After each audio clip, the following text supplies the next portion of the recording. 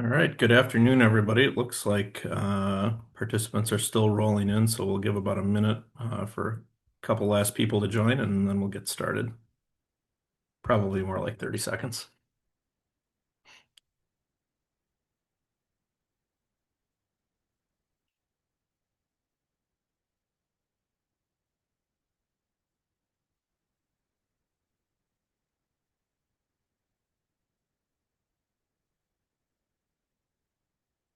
I am not hearing an echo, but I'm the one speaking.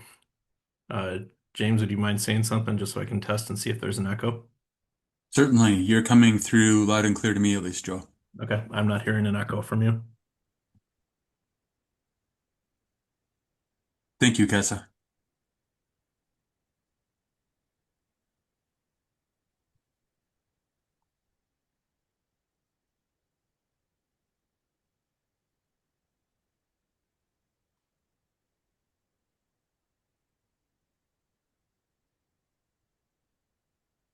All right, seeing some of the comments for if anyone is not on mute, I would recommend putting your audio on mute. Hopefully that helps with the echo.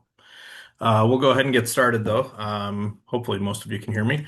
Welcome to the webinar. For those that don't know me, my name is Joe Gustafson. I serve as the traffic engineer for Washington County. And welcome everyone to today's webinar and meeting sponsored by the CTS Transportation Safety and Mobility Research Council, of which I am currently the council chair. A little background on the councils. The CTS councils provide a forum for transportation professionals and researchers to exchange information on current transportation issues and trends.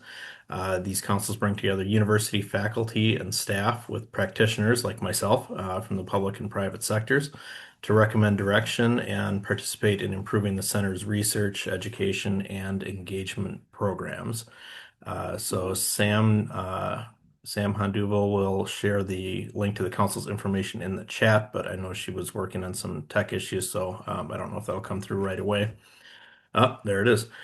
Today's webinar features a presentation on how infrastructure shapes driver behavior and pedestrian safety. I will share more information about our presenter in a moment, but first I'd like to turn it over to the Director of Program Development and Delivery at the Center for Transportation Studies, James DeSoto, who is co-facilitating this webinar and filling in for our council co-chair, Tara Olds, who was not able to make it here today. So, James, would you like to introduce yourself and cover some of the details of the webinar? Certainly, thank you, Joe. And as Joe mentioned, my name is James DeSoto, and I'm one of the staff members at the Center for Transportation Studies. Part of my role is to be able to work with our different research councils and our education and engagement council to put on webinars such as the one that we're doing today. So we are looking forward to audience participation and questions. We encourage you to use the Q&A function at the bottom of your screen to type your question or comment for the speakers, or you can use the raise hand feature or type the word share in chat if you have a question or comment. Then we can unmute you to share verbally. There will be audience Q&A following the presentation by Curtis. This event meets the continuing education requirements for 1.5 professional development hours and 1.5 American Institute of Certified Planners certification maintenance credits.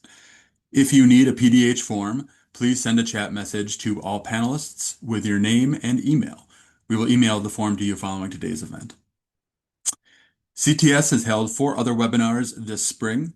You can find recordings of those webinars at cts.umn.edu/events/seminars. The 4 previous webinars were entitled Preparing Transportation Professionals for AI Integration, Infrastructure Materials and Performance, Species from Feces, a new tool to identify bats in culverts and on bridges, EV Infrastructure and Fuel Policy, Understanding the Transportation and Economic Impacts. All of the CTS Research Council events are free and everyone is welcome. Finally, if there are any students joining today, could you please send a chat with your name? We track the number of students who are engaging in our events. Thank you. And I turn it back over to you, Joe. All right, thank you, James. As I mentioned before, Sam Honduville is from CTS is also on today's webinar supporting the event. So I'll give a little introduction here. Improving pedestrian safety requires a deeper understanding of how people interact with roadway design and infrastructure. This webinar will highlight two recent research efforts examining how transportation infrastructure influences driver behavior and pedestrian safety outcomes. Our speaker, Curtis Craig, will present findings from two complementary studies examining infrastructure at intersections. The first study explored how right turn lane configurations affect pedestrian safety using a combination of behavioral analysis and multiple research methods. The second project examined how drivers and pedestrians respond to different infrastructure treatments and how those designs influence behavior in real-world environments. I am pleased to welcome today's speaker.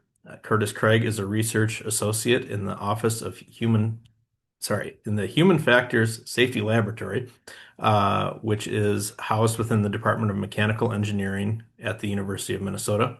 He's also a CTS scholar and a certified human factors professional. Curtis's research portfolio focuses on improving safety in high-risk human-machine systems, including driving and healthcare, by applying our understanding of human perception, cognition, and decision-making. So, Curtis, I turn the webinar over to you. Well, thank you very much, Joe, for that introduction. And it looks like I managed to squeak in to join this webinar at just the right time, a very Indiana Jones-esque situation here. Let me try to share my screen and get this working.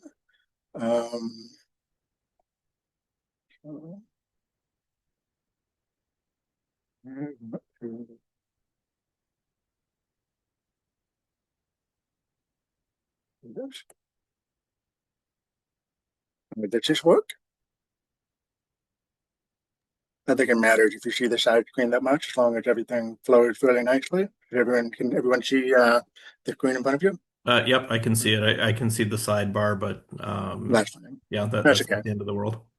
Thanks. Yeah, I don't think I'll be spoiling any secrets by showing the sidebar. So thank you everyone again for attending this webinar. To the general lay of the land for the presentation, we'll go over sort of a brief introduction of the project and some general discussion of pedestrian safety challenges. I'll then touch on the two projects in some more detail, considering right turn lanes as well as sort of quick build temporary safety infrastructure. I'll talk a little bit about methodology and assessment, so why we chose the measures that we chose and why they are relevant, and then how they turned into the methodology we used in the studies. We'll discuss what we found in those studies and the outcomes, and then we'll kind of come to some takeaway messages and discussion points for some future avenues to think about in this space. So, so infrastructure effects, infrastructure definitely have effects on driver behavior and pedestrian safety. And in this case, we're going to focus primarily on intersections for this topic, although there certainly is more to the roadway than intersection, but this seems to be the place where pedestrians and drivers tend to interact the most. And here we'll be talking about two projects. First is the multi-method investigation of pedestrian safety impacts of right turn lanes. And then and this was concluded in 2025. And then we discussed the behavioral investigation of temporary and permanent pedestrian infrastructure, which was completed a little later. So the first project was completed before the second project. And so it came a little bit before, and some of the methodology ended up changing from the first study to the second study, even though they are somewhat similar topics and they're focusing on infrastructure and pedestrian safety. So I'll touch on maybe why that happened as I go through this. Let's see. So for the first project, we really focused on the research question on what are the pedestrian safety impact of dedicated non-channelized right turn lanes. So on the bottom left, you can see kind of what those look like. They are just a lane just for right turning drivers, but they're non-channelized, meaning there is not a physical barrier that is separating the turning driver from the other direction of traffic, just like a port shop or some sort of medium. And then the second project focuses on so-called quick build or temporary pedestrian infrastructure. It's on the bottom right. And here we focus primarily on the use of flexible delineators or plastic bollards, which can be used or placed on the street in such a way that you can mimic more traditional concrete infrastructure changes, such as curb extensions or bump outs or refuges. So.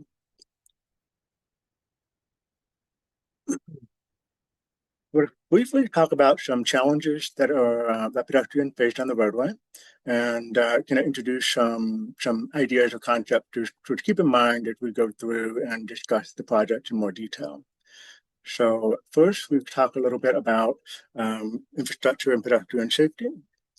So the research was really motivated both at the national level. There's a high rate of pedestrian fatalities from 2013 to 2022. There's been a 50% increase in the death rate for pedestrians nationwide, and certainly there was certainly a large spike in pedestrian fatalities in Minnesota in the 2010s, and so this became and it still is just a hot button topic for research in the traffic safety space. Intersection, we should note that drivers typically take one of three pre-crash movements. There are more pre-crash movements, but these are the typical ones, which is to travel straight, just go straight through the intersection, turn left or turn right. And there's an older analysis of pedestrian crash and injury proportions that shows that the crash proportion of pedestrian involved crashes is 48% for traveling straight, 32% for right turns, and 10% for left turns. And then there's certainly a 10% for other driving pre-crash maneuvers in this case. So certainly right turns and driving and traveling straight tend to be particularly problematic in terms of causing or contributing to crashes.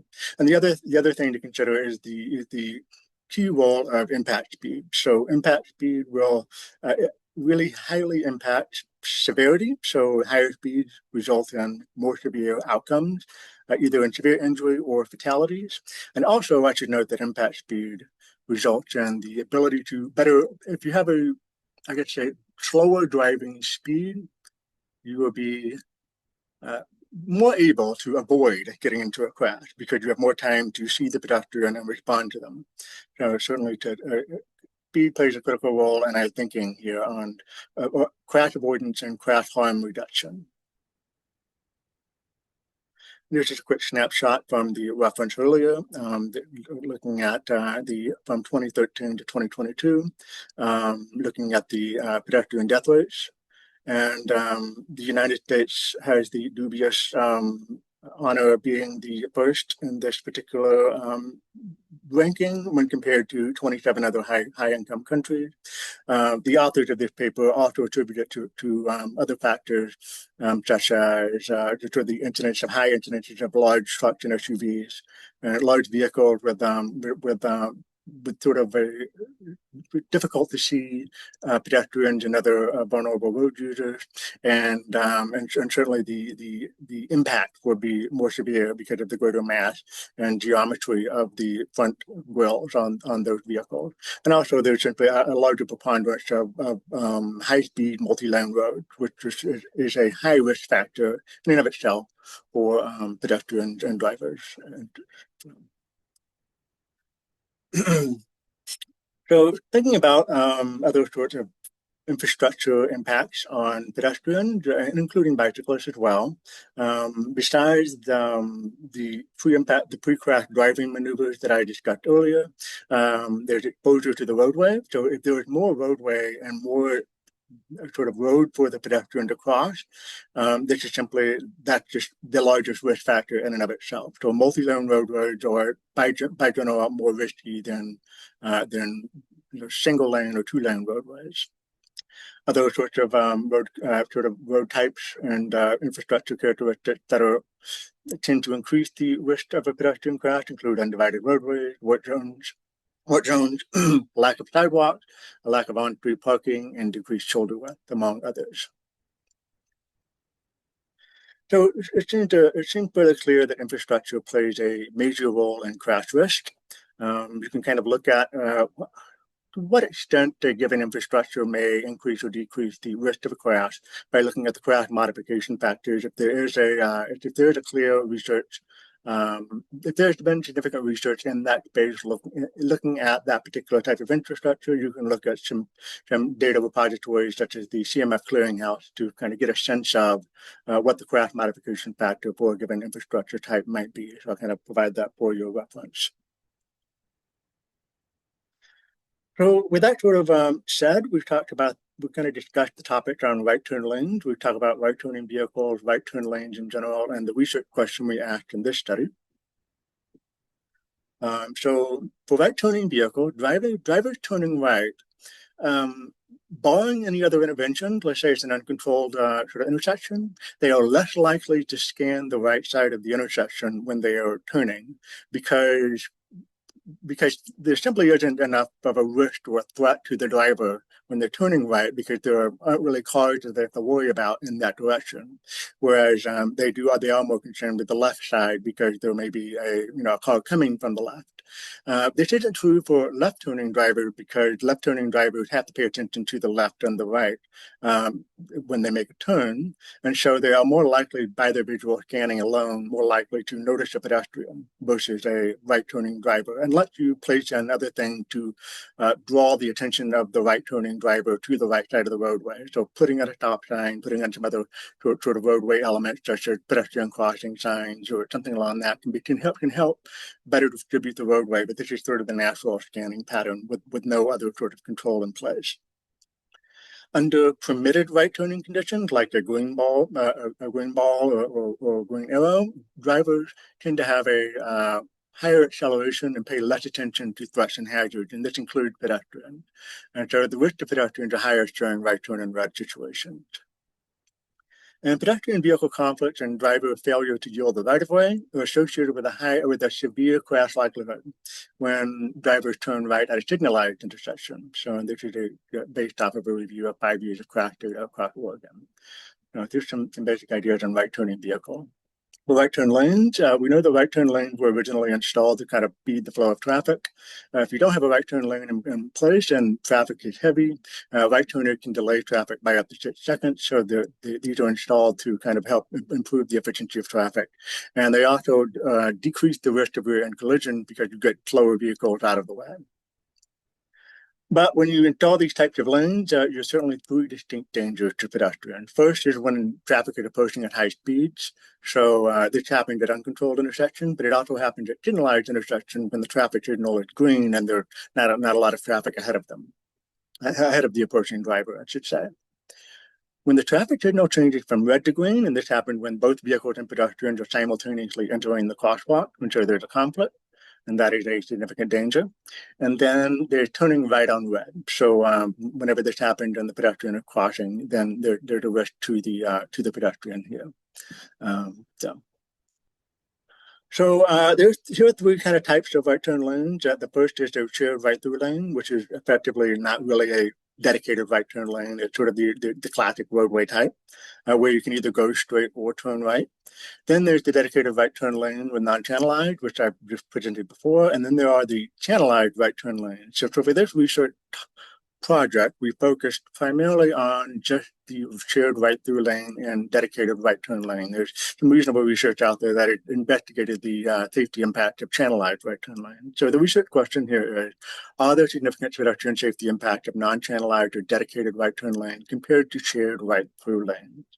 And here we wanted to focus on urban and suburban settings, and this is because there's a sort of an increased likelihood of pedestrian driver conflict due to higher traffic volumes and higher foot traffic. And focus here is more on driver behavior and signalized intersections here with this particular topic.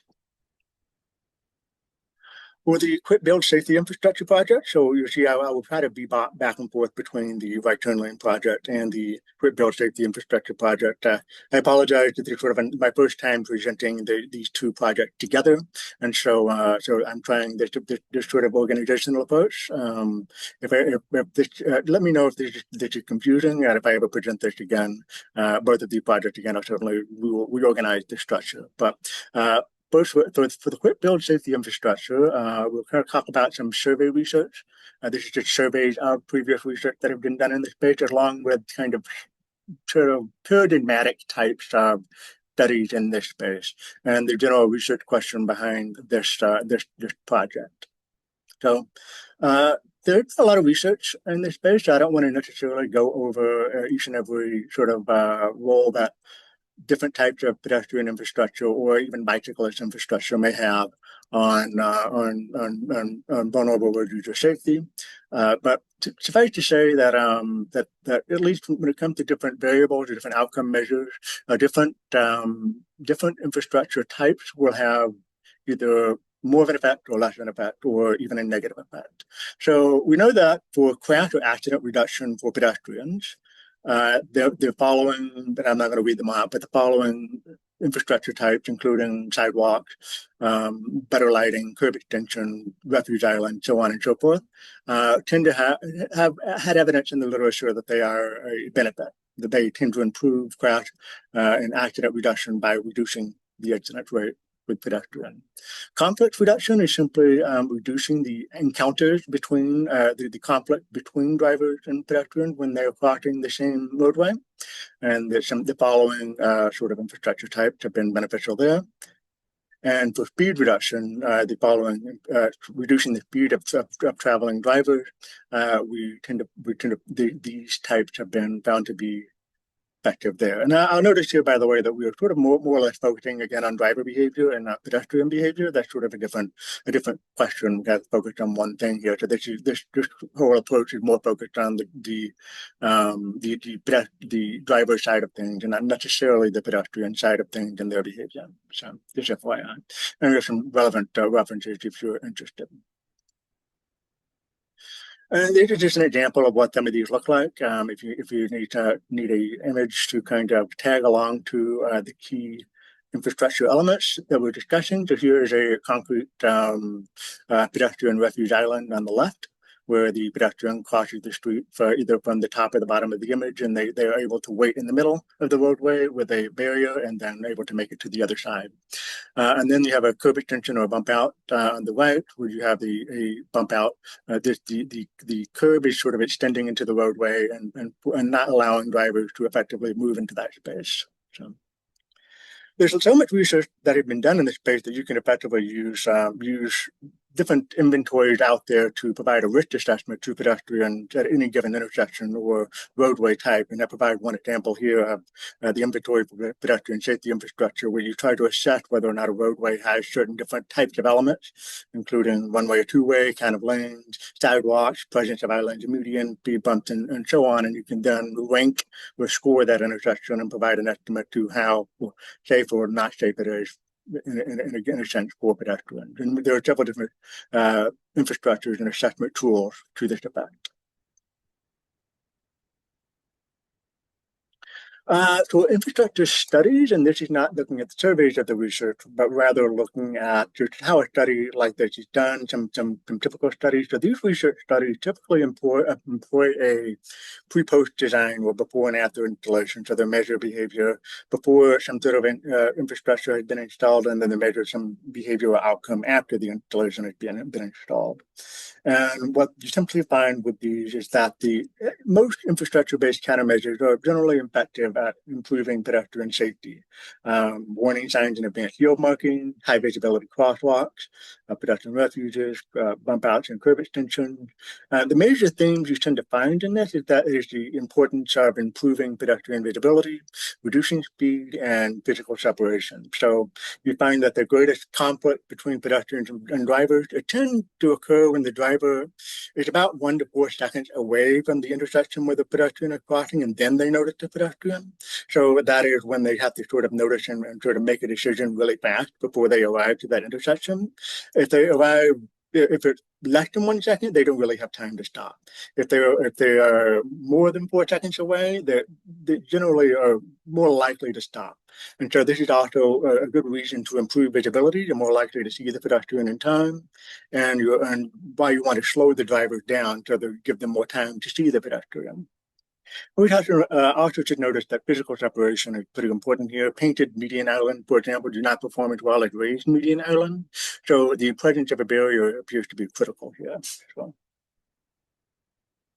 So the research question here for this project is that based on what I've reviewed so far, we do know that long-term or quote-unquote permanent concrete-style infrastructure tend to be effective, but they can be expensive, especially if you have to deal with drainage, you have to deal with sewers and whatnot, and other sorts of uh, issues that can really result in a six-figure cost to install some of these, six-figure cost for some of these. So they can be expensive. So agencies will occasionally treat sites with more quick build or temporary retreatments. And the safety efficacy of these, however, is less well known. And here I'm sort of talking about, we're focusing here on flexible delineators or plastic bollards. And here's an example of a quick build type with a bump out or curb extension. And on the left, you have a quick build refuge island, what these may look like using these flexible delineators. There are other types of temporary treatment materials, but they're not really in the focus here. So the research question is, what are the pedestrian safety impacts of temporary or quick build pedestrian infrastructure relative to permanent infrastructure? So here, I kind of want to go through why we the kind of measurement selection process and why we land on sort of the measurements we did, and then kind of briefly talk about the methodology of the studies, and then after those, jump into the outcomes or the results. So for measurement selection, really crashes of all kinds, including those of pedestrians, relatively rare in the grand scheme of like things happening over the course of, say, a day or a week. You usually won't see a pedestrian crash at a given intersection. There's just too many interactions. Now, certainly when you zoom out, they're relatively frequent, but when you zoom in to like one site, they're relatively rare. And so because of this, you need a long period of time of data collection for a given site or set of sites to really kind of use this metric to its most effective. So it's not really practical to use crashes to measure safety effectiveness in the near term. So the question then is, how do you measure safety impact over a shorter time horizon? And we already put a preview of this, so I'll just sort of spell it out. We need to look at factors that are known to affect crash likelihood or known to affect crash severity. And in this case, focusing on crash likelihood and crash severity for pedestrians. So what factors increase those things, including the odds of a crash and the odds of an injury, severe injury, and fatal crash. So here we land, sort of unsurprisingly, we land on stopping or yielding for pedestrian or crossing pedestrians. So there is some research to show that at low speed, uncontrolled intersections, sites that have two or more pedestrian crashes tend to have less drivers stopping for them, but stopping for pedestrians when they cross. So when you control for other factors, and this is compared to sites that have no pedestrian crashes. And this is also sort of thinking two or more pedestrian crashes instead of one, because you can always have one thing happen, sort of a freak incident that happened. But when you have two or more, it seems to be more of a pattern, more of a solid, consistent risk, that real risk that's happening there. So driver yielding seems to play a key role among other factors, seems to play a key measurable role here in measuring the crash risk at uncontrolled intersection. Then we also know that it is associated with crash risk at more for right turn, for making right turns. So right turning drivers, it also seems to matter. So this allows us to kind of connect yielding data to crash likelihood in both right turning drivers, which is important for the first study, the right turn lane study, and it's also in general for uncontrolled intersections and signalized intersections, which is going to be important for measuring the crash likelihood and crash risk for the quick build pedestrian infrastructure study. And second, I guess I'll pause real quick here in case we seem to have a lot of hands raised. Do we want to take a second here to ask questions, or kind of wait till the end here? Kind of leave it up to the organizers here. So Curtis, I'm watching the questions that are coming in on the Q&A, but I'm not able to see raised hands, so I do want to remind everyone, type your questions into the chat or the Q&A, and we'll always just do those at the end. So you can continue, Curtis. Uh, The other measure is driver speed. Again, I sort of alluded to that earlier on, but we know that for increase of every 1 kilometer per hour in for impact speed, the odds of pedestrian fatality grow by 11%, and the odds of a severe injury increase by 9%. And I should note that those odds look a little thin. That one would be that the odds of fatality grow with a greater rate than the odds of severe injury, and that's because the base likelihood of a severe injury is higher than a injury for a pedestrian, but at a certain speed, then fatality is just way more. There's a fatality is a crash of just 60 kilometers per hour is almost certainly deadly. So the likelihood of a severe injury is pales in comparison to that. So the rate at which the fatality risk grows is greater, if that makes sense. So the risk of a fatality for a pedestrian is about 5% at around 20 miles per hour or 30 kilometers per hour, and it's around 30% at 30 miles per hour, give or take.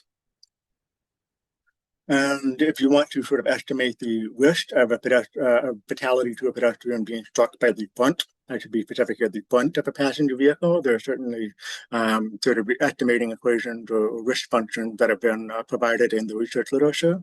Here are two examples. The first just provides a rough estimate based on the impact speed in kilometers per hour. The second provides a similar metric, but with the proviso that you can include the age of the pedestrian there, because we know that older pedestrians are more at risk of fatality. So at a minimum rate, 15 years and up, you can kind of estimate the risk to the pedestrian there. So this is a way of scaling the exact risk to a pedestrian based on driver speed. Let's also note again that driver speed also allows you to if you slow drivers down, you also allow them a better likelihood to notice and avoid a crash. So it also affects crash likelihood, not just crash severity, as I'm sort of expounding on here.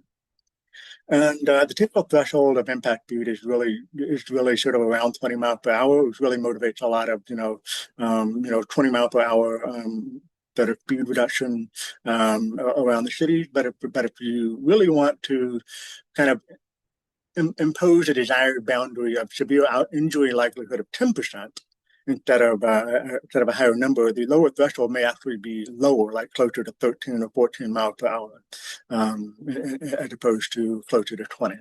So certainly worth considering that. So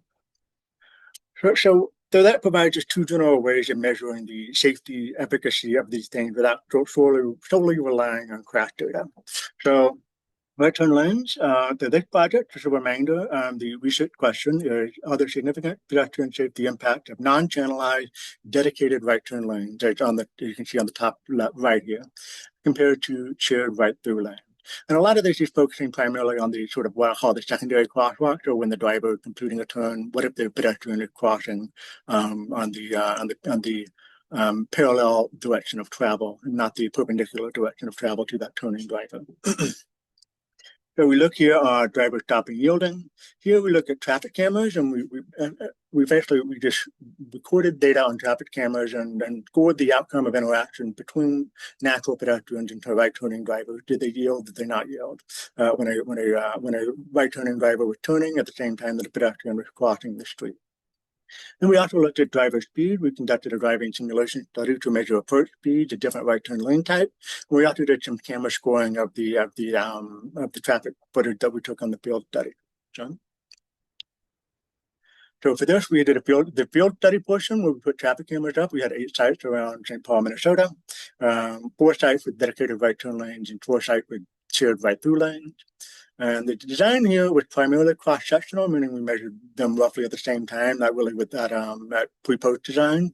We did measure one site pre-post, but before and after a dedicated right turn lane was installed, up here on the top right of the figure here. For the simulation study, we had 40 participants drive through a driving simulation, and they had sort of an average age of 41 years and a roughly equal gender balance. What they did was they took 3 right turns at an intersection that either had dedicated right turn lanes or right through lanes, and also there was a simulated pedestrian crossing at these intersections. So we could look at sort of how these drivers would act with pedestrians sort of simulated in the simulated world. So With a quick build infrastructure project, again, the research question for this is, what are the pedestrian safety impacts of these temporary or quick build infrastructure relative to more concrete or permanent infrastructure? For this, for the driver stopping yielding metric, what we do is we use staged crossings instead of the traffic camera footage to measure the likelihood of drivers will stop for crossing pedestrians at 13 different sites. And this staged crossing is where a pair of the research team would go out in pairs, and we would effectively cross the street in a sort of in a very sort of specified fashion to clearly create a conflict between a approaching driver and the pedestrian, the stage pedestrian that is crossing. We do it this way because a lot of natural pedestrians, when they cross the street, will hang back and wait for cars to pass, and they won't really actually create a conflict to see whether or not the driver will yield or not. So by doing it this way, you can measure whether or not a driver really will stop for a pedestrian if they are trying to sort of assert their right to cross the street.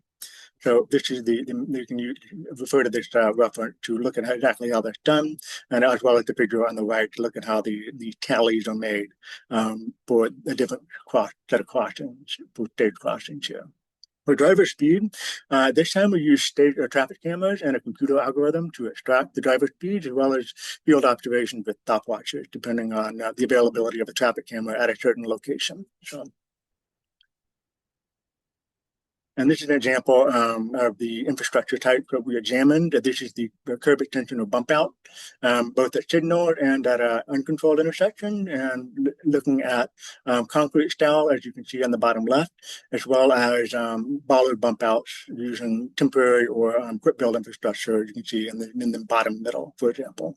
It's sort of a picture to have a clear image of what's happening here. And the same, we did a similar design for refuges as well, looking at temporary and permanent refuges. The only type that we weren't really able to assess was the concrete refuge at a signal.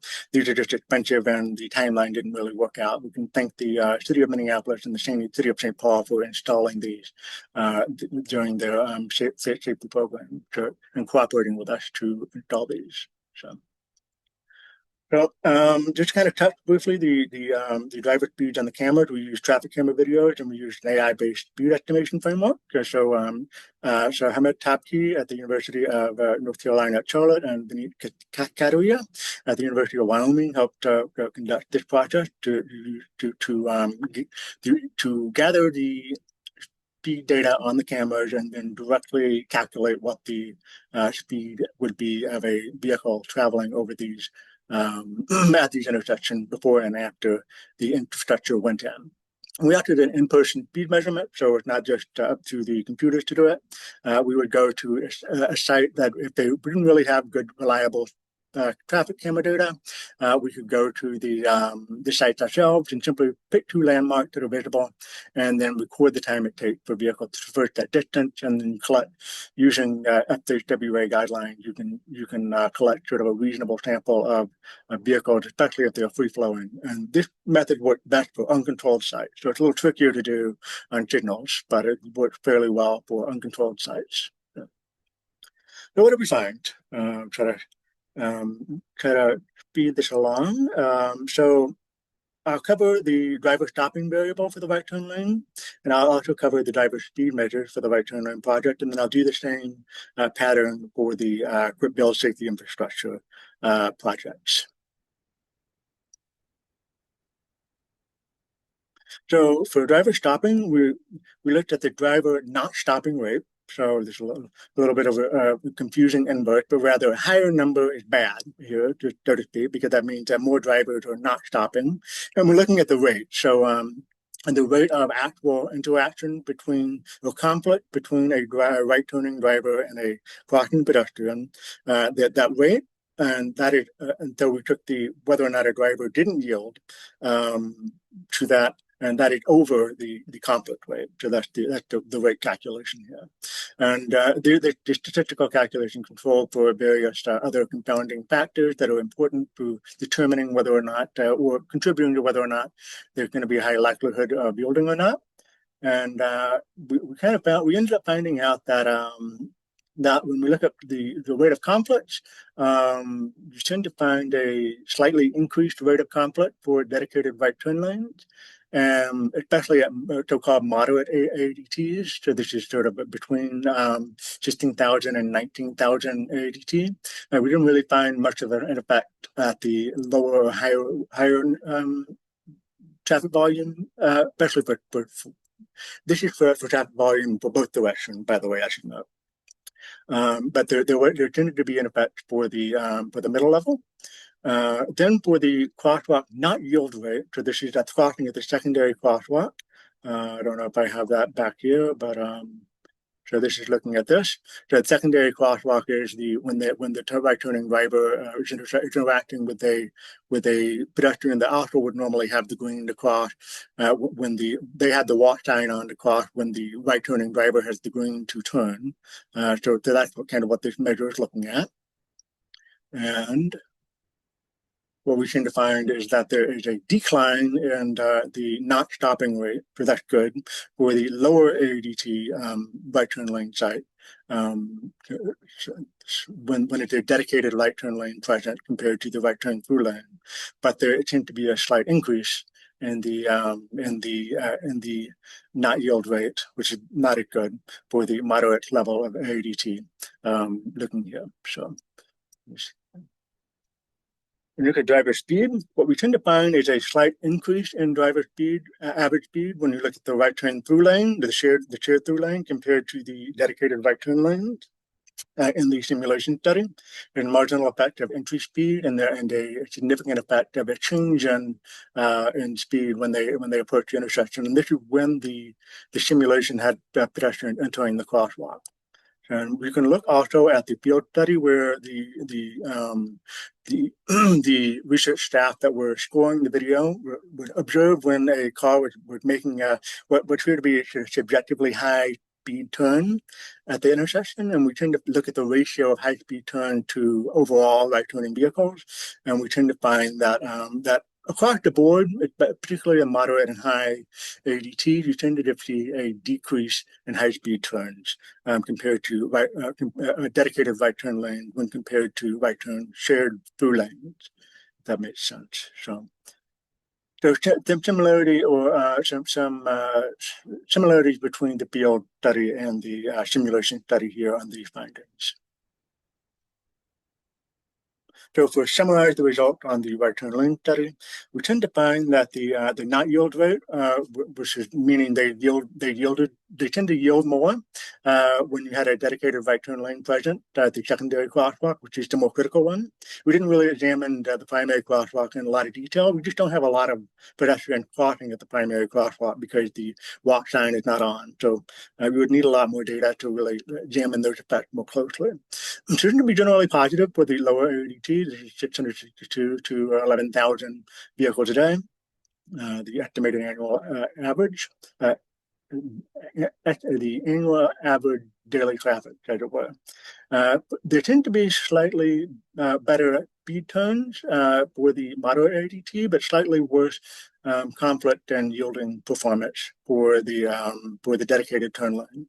But when you look at the highest ADTs, you tend to see, again, you still see an improvement in the reduction in high speed turn, but you don't really see much of an impact on the not yield rate for the highest rate, the highest ADT measured for dedicated right turn lane compared to right turn through lanes.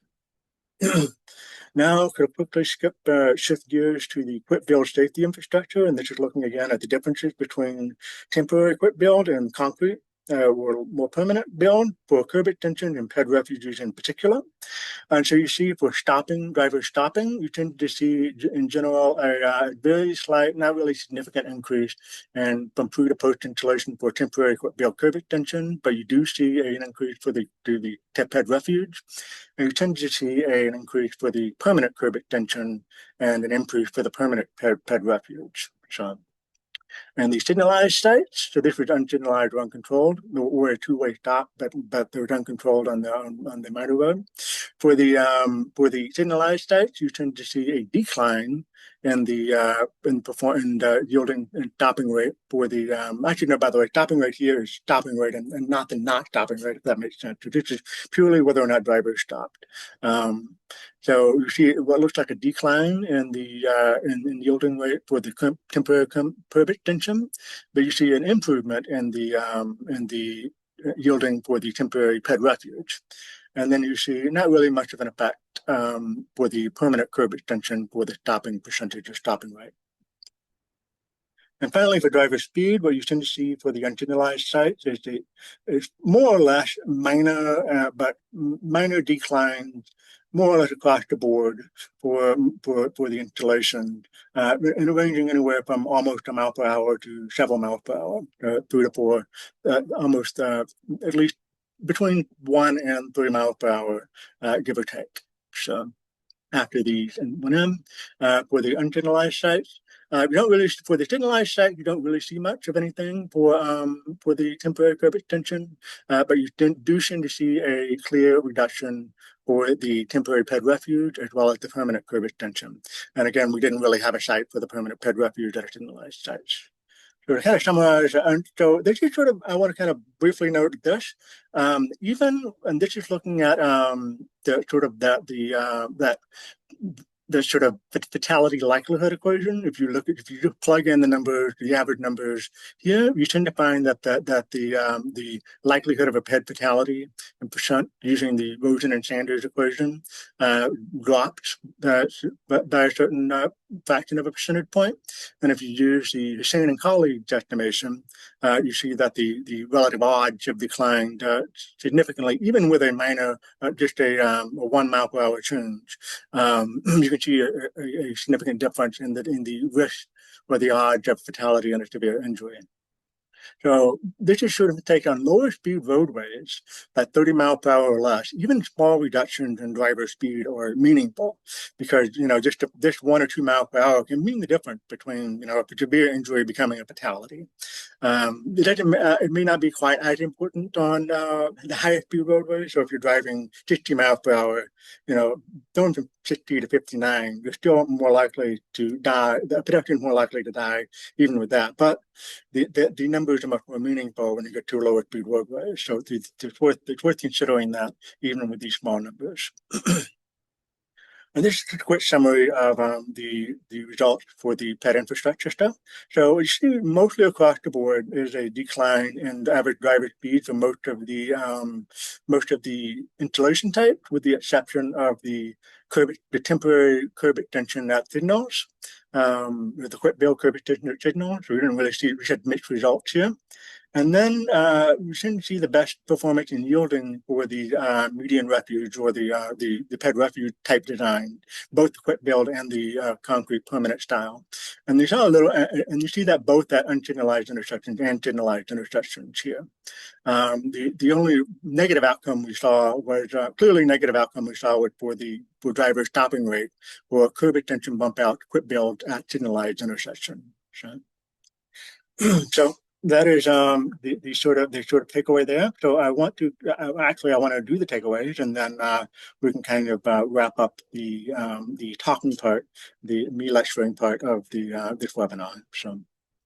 So when you look at the right turn lane study, when you look at the traffic volume as a sort of a delineating factor, the separating factor or stratification factor for considering pedestrian safety impact of dedicated right turn lanes, you tend to see that dedicated right turn lanes are largely positive and neutral for lower volume ADT roadways, but they tend to be mixed results or even negative for slightly higher volume ADT roadways, particularly those that are greater than 16,000 per day, but not greater than 20,000 per day. So that mid-range. There may be sort of protective effects for very high volume roadways because the traffic volume is so great that that inhibit risky behavior. So there may be like a net traffic volume in the mid-range that kind of create efficiency pressure almost, where traffic is just busy enough that drivers begin to get more frustrated because they're trying to get from point A to point B as efficiently as possible. And they also have just enough space with these volumes to take those risks to sort of make up time. Whereas with higher volume, maybe they're not able to do that this is one potential explanation for these effects here. So mitigation strategies and recommendations. So for these mid-range, short, high, so for dedicated right turn lanes at these sort of mid-range, because you want them there usually to help improve the flow of traffic, you may need to consider other sort of interventions to slow traffic down and better improve the site visibility for pedestrian crossing there. So, including some of the aforementioned infrastructure interventions such as traffic calming approaches, advanced stop lines, sign reminders, longer turn-in geometries to force them to turn a little longer to slow them down in the turn. So some things like that, maybe even speed bumps or speed humps if necessary. So future studies would want to consider, we really didn't look at sort of the low to moderate range in the study. We just didn't have the site didn't really permit us to evaluate ADT between 12 and 16K. So that would be something worth considering in the future. It'd also be worth looking at more fine-grained speed assessment in the field. We just use sort of a broad subjective assessment of high-speed turns on the camera data here in this particular study. And we ought to use stage crossing instead of more naturalistic. We could use stage crossings instead of more naturalistic camera data to generate more data to kind of have a more reliable assessment of the likelihood of yielding at these intersections.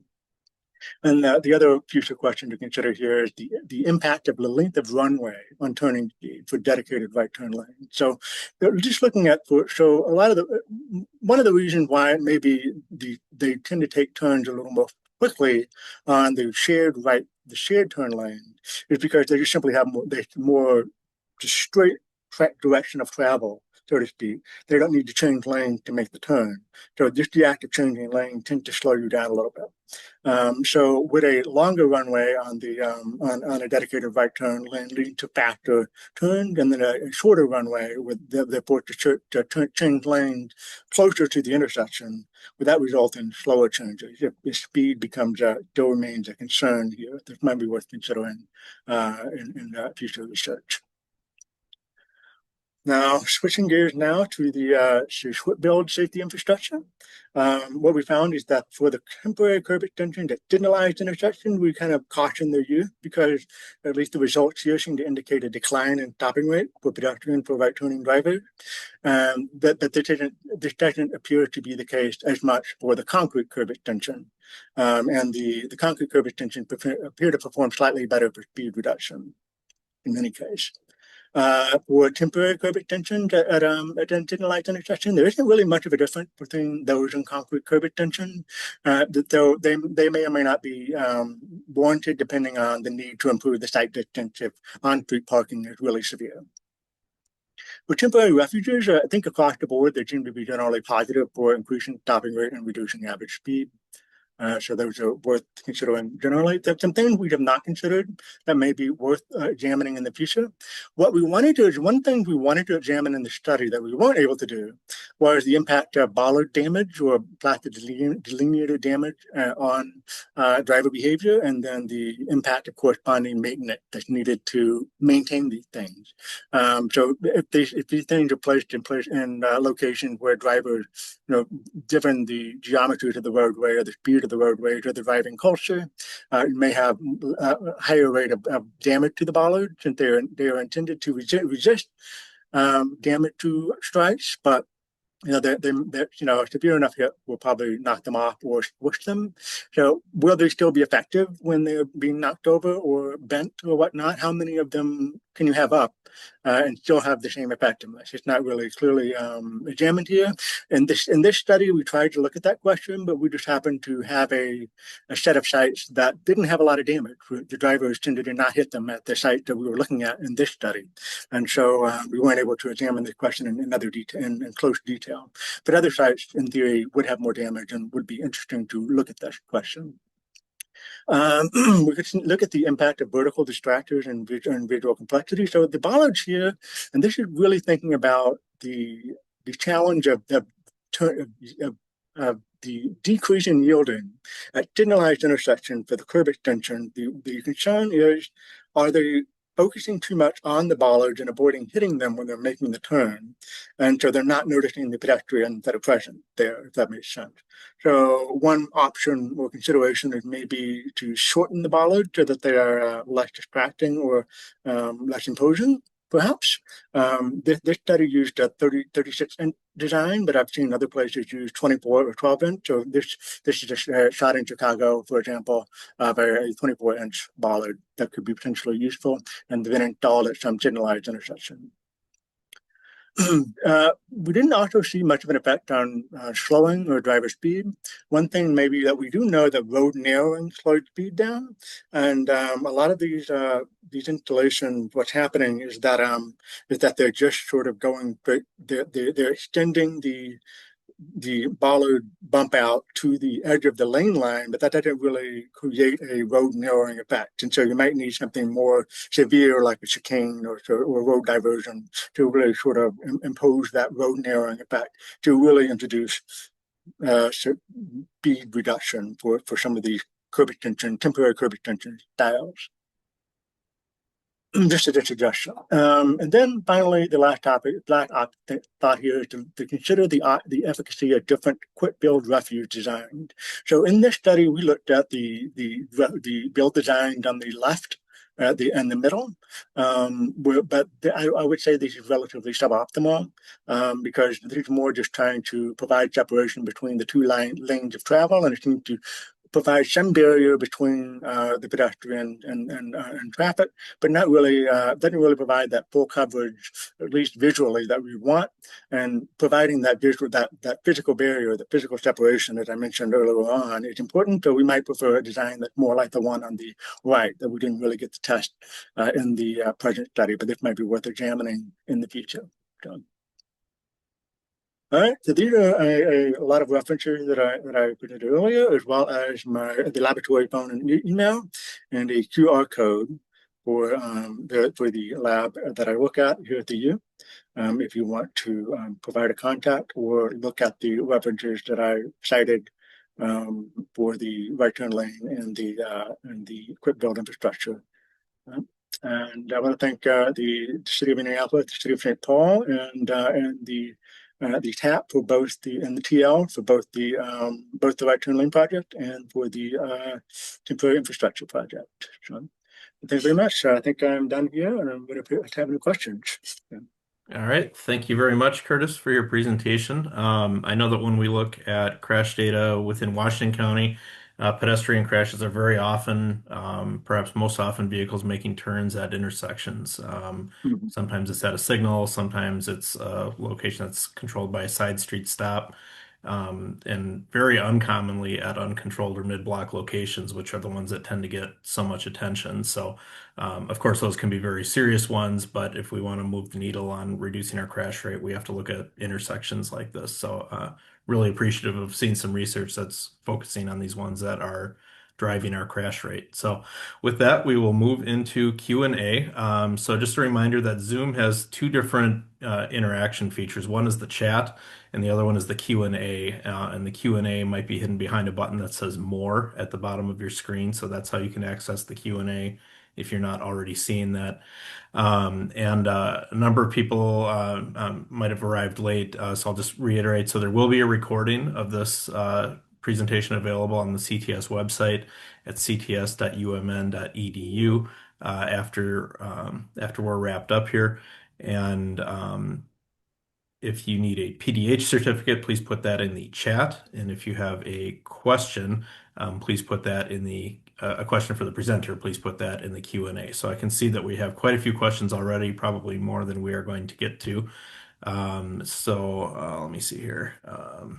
Sorry, just managing multiple windows for this. It looks like James will read the questions and those comments out loud. James, if you're ready for that. And if not, I can take over that, but let me know. No problem. Thank you, Joe. Let's go to our first Q&As here, going all the way back to the beginning.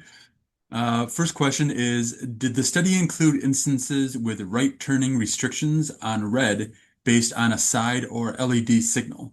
Oh, sorry, on a sign or LED signal. No, we deliberately try to avoid looking at right turn on red vehicles, primarily because we already know that that is a significant issue or threat. And so we wanted to, because we only had a certain amount of video data to look at. We wanted to look at the types of interaction or conflict that would occur most frequently, which is going to be when the green ball is on as opposed to the red ball. So we didn't look at that. It is a major issue, as I've sort of highlighted. It's probably in some ways the riskiest of the types of the interaction between right turning drivers and pedestrians, but it wasn't a focus of this particular study. Excellent. Our next question. Are there return on investment or benefit factors that show the different percentages of PED crashes per infrastructure implementation? And is it also classified by road classification? I.e., what is the crash reduction factor when installing a sidewalk on one side or two sides of each arterial, collector, local roads, etc.? I wouldn't say that I would be able to. We would not have a large enough number of sites to generate that from our data set here. I would say that you may want to examine the CMF clearinghouse to see whether or not that is that is available there. There are some ways of examining the interaction between two, whether or not one is more effective in one location versus another. That may be present there. So. Our next question. Hello, Curtis. Have we evaluated the effectiveness of RRFB, rectangular rapid flashing beacons, in terms of PED safety at mid-block crossings? All I know is that they tend to be generally effective. I haven't examined them directly in our research. It is an expensive piece of equipment, so I think that you're probably better off for high volume foot travel. So if there's a lot of pedestrian foot traffic there, especially if you know that there's going to be a significant amount of interaction between drivers, especially drivers going straight rather, and pedestrians there, they tend to be beneficial. But other than that, I can't really answer the question here. They're expensive, but they're helpful. So put them where they would have the most impact, I think. Next question. Assuming that there is no fatality risk function for SUVs or similar, especially more contemporary ones, considering that the research is from '09 and it appears only for passenger vehicles. Yes, I would say that's a likelihood. I think I referenced the 2025 study at the top of the hour, looking at the high rate of pedestrian fatalities, increase in pedestrian fatalities in the United States. And one of the reasons has been the growing prevalence of SUVs and large trucks and high-seated vehicles with grills in front that are sort of projected very vertically, so that the impact and crash may lead to pedestrians falling backwards and hitting their head, which may be more fatal than not. So certainly that the data set I referenced didn't really consider that. So it could be that the fatality likelihood is higher for those vehicles. So. Great. The diagram, and I'm not sure how far back this was in the presentation, suggested that the crosswalk is behind where the vehicles may stop.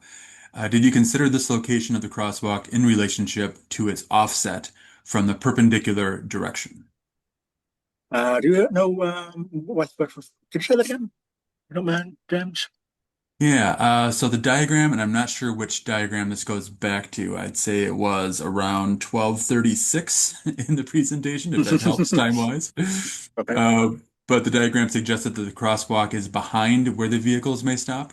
And did you Mm. consider the location of the crosswalk in relationship to the offset from the perpendicular direction? Yes, not to a significant degree. I do think that we do have some research that suggests that you can manipulate the the where drivers will stop, and ideally you want them to stop further back. So if you use advanced stop lines to improve the stopping distance, um, that is more beneficial because it allows a better view of a crossing pedestrian, even on both sides, for crossing on the primary or secondary crosswalk. I didn't really take careful measurement though of the exact offset in this respect. So that wasn't a variable that we controlled for in this study. So, Great. Thanks, Curtis. Next question from Stephen. For comparing right turn versus shared lane conditions, how was volume accounted for? Namely, was there a condition which was considerably higher percentage for right turn movement in a shared lane? can you say that one more time, please? Yes. For comparing right turn versus shared lane conditions, how was volume accounted for? Was there a condition with considerably higher percentage right turn movement in a shared lane? Yes. So the video coding process for this, or scoring process, I should say, where they reviewed the video. What we did for that project, the right turn project, was that we asked them to count the number of right turning vehicles as that over a specified time block, and so they got that along with the right turning vehicles that were interacting with the crossing pedestrian. And so what we ended up doing in the statistical model was including that right turning vehicle volume as a separate factor or separate variable to as a covariate to try to extract out the influence that that particular variable has on the right turn yielding and high speed turn likelihood. So that was kind of how we attempted to control for that. Usually, you never saw just because you rarely ever see shared turn lanes have a higher rate of turning volume just because the reason why you have dedicated right turn lanes is that you put them in because you're having a high volume of right turning vehicles and you're trying to facilitate that movement. So this is just more or less within that band of a shared right turn lane and a dedicated right turn lane. What amount of what can be attributed to what shared variance can be attributed to that turning volume. So that was the best we could control for that factor. But it is a critical one. Thank you for bringing that up. So, Excellent. Our next question, Curtis. For scoring interactions between turning drivers and pedestrians, was that done through manual review of the video footage? And how was yes, speed calculated from the video footage? it was done through manual review. We trained the coders at the stores and we asked them to calculate or infer whether or not a conflict occurred. I can't remember exactly, been a few years since this process was conducted, but we certainly had a rule at which we could say a conflict occurred and whether or not a yield happened, which was depending on which direction the pedestrian was approaching or crossing the crosswalk. So if it was at the crosswalk, where the turning driver was. So let me see here. This is used this not this one, but rather if it was where the turning driver was. So right here. So if the turning driver is right here and the pedestrian is located kind of right here, and going up from the middle of the screen up, then almost always, if it was clear that the pedestrian was there and trying to cross, we would know that it's conflict. But if it was coming from the other side, so from the top going down on the secondary crosswalk, then we wouldn't really know that it's a conflict until the crossing pedestrian reached about let's say the halfway mark on the first lane of travel. So they're starting to approach the middle, the median here. That's when we start to clearly approach the median. The turning driver should see the pedestrian by there and decide to stop. So that's kind of when we noted a conflict occurred and whether or not the driver yielded or didn't yield. So, if that answers the question. Next question. It appeared that most of the examples were from the Twin Cities Metro. The person is aware of some quick build infrastructure in greater Minnesota, for example, by Pipestone. Did you collect data from any such installations outside the metro? I did not, although it would be certainly useful to do so. I think any time you get a chance to improve the sampling from different location types helps the quality of the research. Right? That just wasn't in the cards this time around, but certainly it's a future study. Excellent. Next question. Does low-cost change data, like bollards, include the longevity, especially in snow areas? Do these bollards keep working for at least a year when drivers hit them and snowplows take them out? Or what's the assumed longevity of these measures? Yeah, so this wasn't examined in winter time. So this is, I guess I should be specific here that this is, I guess if you were to make a stronger claim, I could say that longevity should be reasonable, uh, not time-wise, but seasonal. They should work between the spring through the fall months.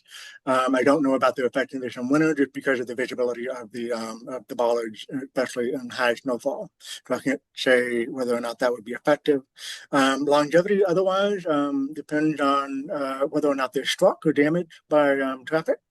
If they're struck or damaged by traffic, there may be concern with maintenance. So it becomes a system question whether or not the maintenance processes are there to reinstall them, keep them active. So that would be kind of my, if it's not there and they get damaged and then they're destroyed, I'd probably say the longevity isn't very long. But if either they don't get damaged or if they do damage, but there's money behind keeping them well maintained, I would say that the longevity should be reasonably high. So. Excellent. Thanks, Curtis. Next question from Michael. Did you look at AADPT as well as vehicle AADT? I can't say I did. Should keep track of all the acronyms, but I certainly, if they can send me a message, I could look into it and add that to my list of things to keep track of. So, Excellent. Did you look at any intersections with no marked crosswalks? I don't know if I did. Newmark crosstalk. Did I hear that right?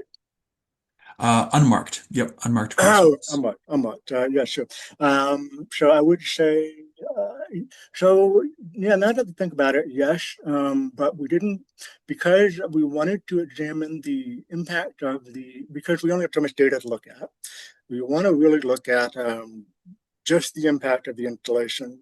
And so because so many of the intersections we had already marked, if you use one that's unmarked, it's hard to disentangle the effect of the marking from the effect of the infrastructure. So we wanted to keep all the sites relatively similar to each other outside of the infrastructure itself, meaning the bollards or the concrete installation. So there was one site where we got 1 or 2 weeks worth of data, sort of field crossing data, looking at before paint went in.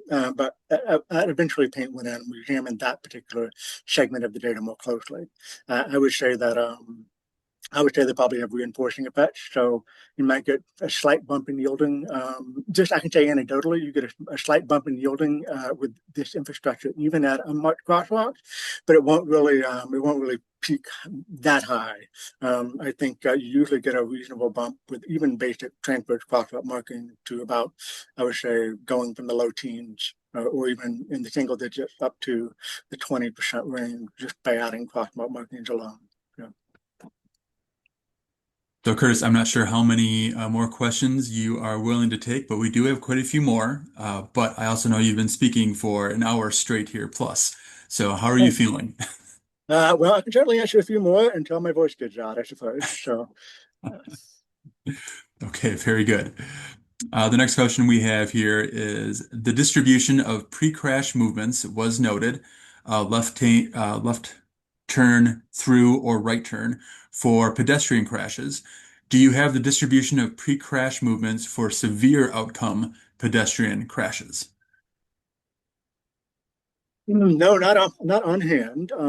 I would say that I would say it's a slightly different distribution. I think that you would have you would have I'm going to guess slightly higher distribution towards left turn crashes, just because they're more likely to be accelerating through that turn than not, just because the point at which the left turning vehicle reaches the crossing pedestrian at a given moment there is probably more likely to be further along their turn than the right turning pedestrian. They're further to drive and get them. So I would say that there's probably a more equal distribution of severe crashes, but I would still say um, all in all, not too different, but you see a difference there would be my guess, based on what I vaguely remember from the literature. We have a specific question about slide number 34. Uh, Oh, right. Do you think the higher compliance rate post-installation has anything to do with drivers getting used to the changed infrastructure, assuming that the concrete infrastructure has been present longer than the temporary infrastructure? yeah. So the question is, yeah. So this is one of the bane of doing these types of researches is that is there a novelty effect? Is there there's something new here, and then so that's really that's really driving the effect. And we do know that there is, and I didn't present this data, but we do there is a novelty effect. And so we tend to we measure this data about a 1.5 weeks after the installation. So we want that first blush. We don't want to consider that. So we wait about 2 weeks before we start actually collecting the data. Then we collect about 2 weeks worth of data and we try to see whether or not there's a decline from that first week of data collection to the second week of data collection after the period of initial installation. And there is a noticeable sort of novelty effect. It's not enough to get rid of the positive change in the yielding rate for some of these or and whatnot. But I would say that that probably the overall sort of effect is slightly lowered if you fully roll out the novelty effect. But I would still say that there's still a real effect that is there present based on my examination of the from the first to second week of the data analysis. So. Great. Could you talk again about why you think quick build curb extensions or bump outs had a negative impact on driver stopping behavior? Yeah, so a lot of this is more this is speculative, I should note. So I don't really know because I'm not on the driver's heads. But my couple of things, I guess, is that one is the the presentation of there could be either two things. So the first one is a sort of a more distraction or sort of attention capturing element of the bollards that are present. So let me just go to a picture of what one of these looks like. So it could be more dramatic like this. So if you are in fact making this is not a signal, there tends to be there's a lot more going on at a signal, I would say. So that's the other thing. That the signal is a more visually complex environment. There's more cars and more pedestrians to look out for.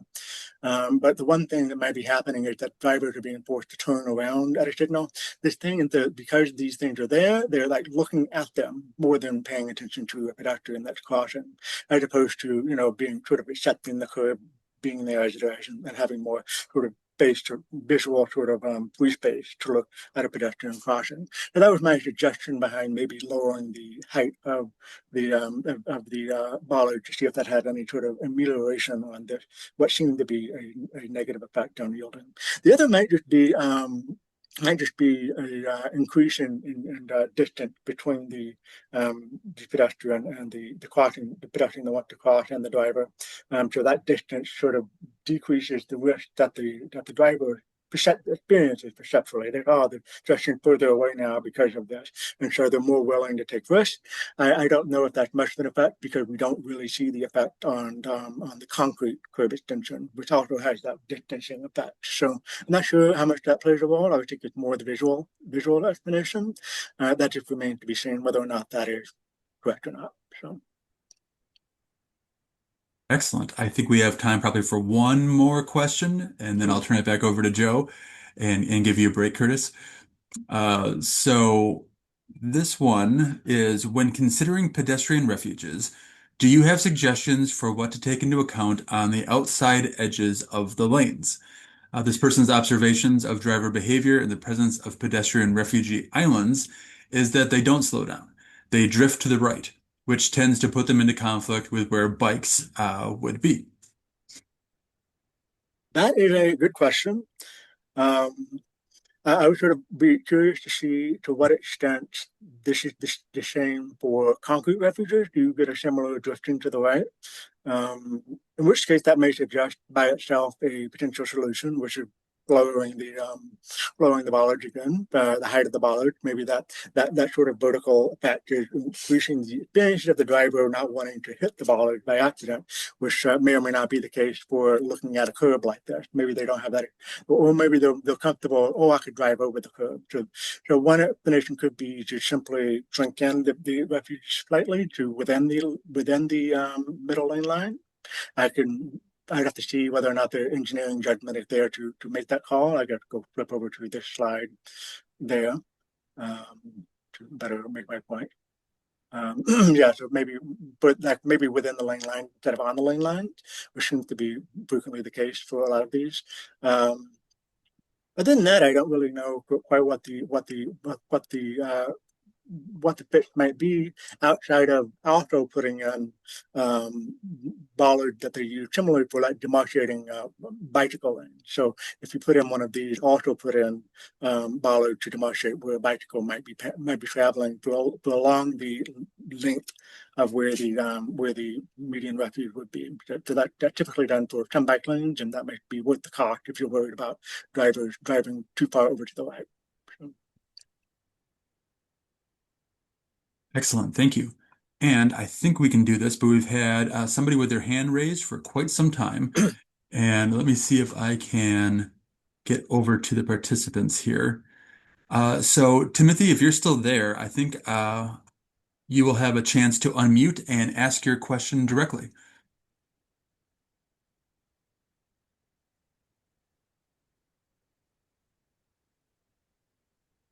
So, Timothy, I believe you're still muted, but if you'd like to ask your question, I believe you can unmute yourself at this point. And since we have so many presenters, I'll call it it's Timothy Brewers with the hand up, but I don't know if it's an intentional hand raise. I know I've been known to do that accidentally myself.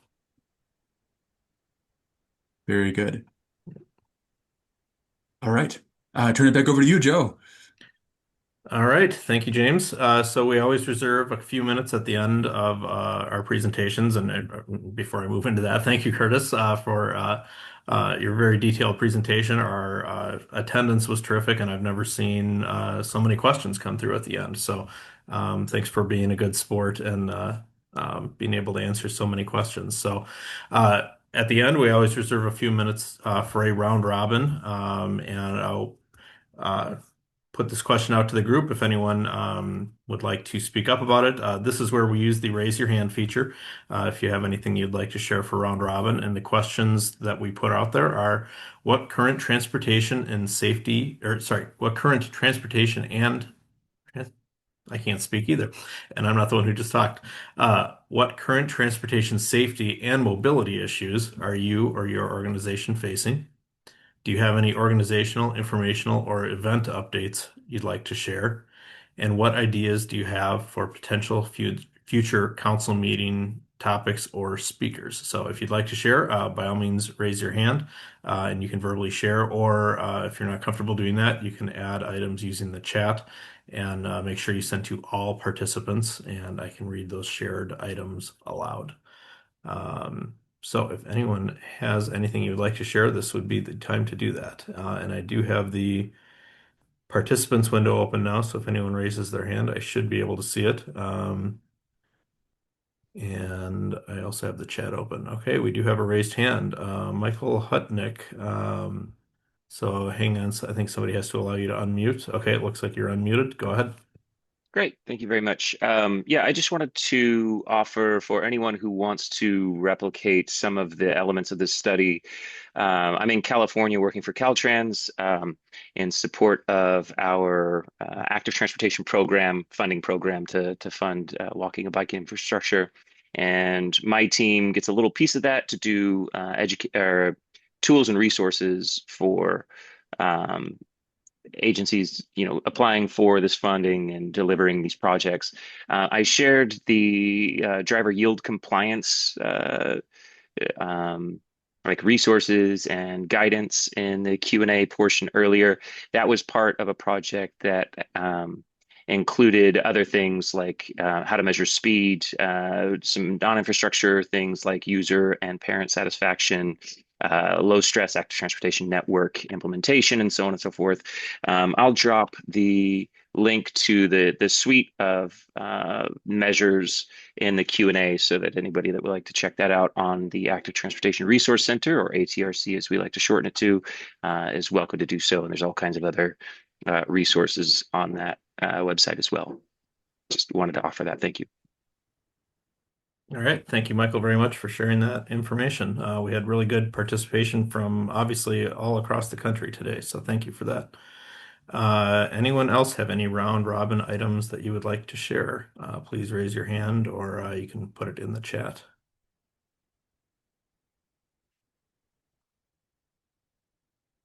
I can read one that came into the chat. It says Virginia is finishing up a study related to the maintenance of flex posts in green bike lanes. Report should be linked from this page in a few months, and that link is in the chat. So please navigate to that if you have an interest in that. All right, I see Stephen Bartels with his hand up. You should be free to unmute shortly. All right, Yeah. looks like you're unmuted. Go ahead.